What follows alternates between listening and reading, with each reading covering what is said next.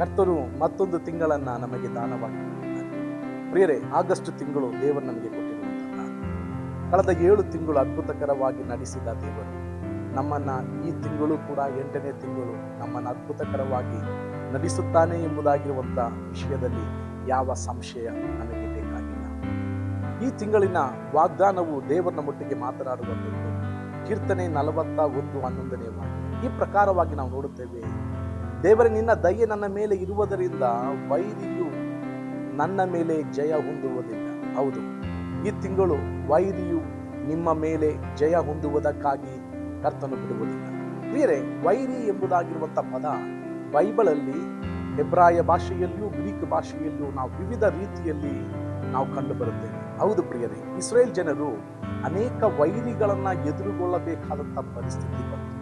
ಅವರ ವಾಗ್ದಾನ ದೇಶಕ್ಕೆ ಹೋಗುವುದಕ್ಕಿಂತ ಮುಂಚೆ ಅನೇಕ ವೈರಿಗಳನ್ನ ಅವರು ಎದುರುಗೊಂಡರು. ವೈರಿಗಳನ್ನ ಕರ್ತನು ಅವರ ಪಾದದ ಕೆಳಗೆ ಹಾಕಿ ಜಜ್ಜುವಂತೆ, ವೈರಿಗಳನ್ನ ಇಸ್ರೇಲ್ ಜನರಿಗೆ ಸೋತು ಹೋಗುವಂತೆ ಮಾಡಿ ದೇವರು ತಾನೇ ಯುದ್ಧ ಮಾಡಿ ಅವರಿಗೆ ಕೊಟ್ಟಂತ ಜಯಗಳನ್ನ ನಾವು ದೇವರ ವಾಕ್ಯದಲ್ಲಿ ಕಾಣುತ್ತೇವೆ. ಪ್ರಿಯರೇ, ಈ ತಿಂಗಳು ನಿಮಗೆ ಕರ್ತನು ಜಯ ಕೊಡುವಂತ ತಿಂಗಳಾಗಿದೆ.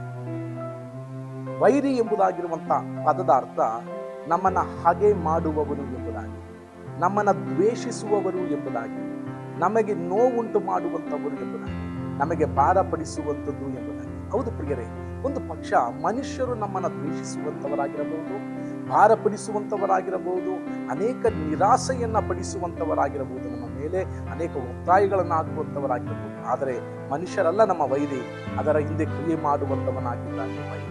ವೈರಿಯ ಬಗ್ಗೆ ದೇವರ ವಾಕ್ಯದಲ್ಲಿ ನಾವು ನೋಡುತ್ತೇವೆ. 3 ರೀತಿಯಾದಂಥ ವೈರಿಯು ಒಂದು ದೇವರ ಮಗು ಎದುರುಗೊಳ್ಳುವುದಕ್ಕೆ ಸಾಧ್ಯ. ಮೊದಲನೇ ವೈರಿ ಲೋಕ ಎಂಬುದಾಗಿ ನಾವು ನೋಡುವುದಕ್ಕೆ ಸಾಧ್ಯ.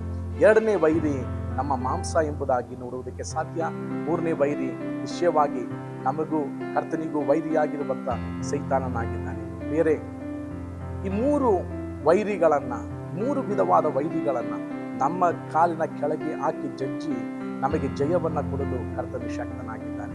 ರೋಮಾಪುರದವರಿಗೆ ಬರೆದ ಪತ್ರಿಕೆ 16:20ರಲ್ಲಿ ನೀವು ಓದಿ ನೋಡುವಾಗ ಈ ಪ್ರಕಾರವಾಗಿ ಕಾಣ್ತೇವೆ. ಅತಿ ಬೇಗನೆ ನಿಮ್ಮ ವೈರಿಯನ್ನ ನಿಮ್ಮ ಕಾಲಿನ ಕೆಳಗೆ ಕರ್ತನು ಹಾಕಿ ಜಜ್ಜುತ್ತಾನೆ. ಹೌದು ಪ್ರಿಯರೇ, ಕರ್ತನು ಮಾತ್ರವಲ್ಲ ವೈರಿಯನ್ನ ಜಜ್ಜಿರುವಂಥದ್ದು, ನಿನ್ನ ಕಾಲಿನ ಕೆಳಗೆ ಅತಿ ಬೇಗನೆ ಹಾಕಿ ಆತನು ಜಜ್ಜುವವನಾಗಿದ್ದಾನೆಂಬುದಾಗಿರುವಂಥ ವಾಗ್ದಾನವು ದೇವರು ನಮಗೆ ಕೊಟ್ಟಿದ್ದಾನೆ. ಆದುದರಿಂದ ಈ ತಿಂಗಳು ನಿಮ್ಮ ವೈರಿಯ ಮೇಲೆ ನೀವು ಪರಿಪೂರ್ಣವಾದ ಜಯವನ್ನ ಕೊಂಡಾಡುವಂತ ತಿಂಗಳಾಗಿದೆ. ದೇವರು ನಿಮ್ಮನ್ನ ಆಶೀರ್ವದಿಸಲಿ. ದೇವರು ನಮಗೆ ಕೊಟ್ಟ ಜಯದಲ್ಲಿ ನಾವು ಸಂತೋಷಿಸೋಣ. ಕರ್ತ ನಮ್ಮನ್ನ ಅನುಗ್ರಹಿಸಲಿ.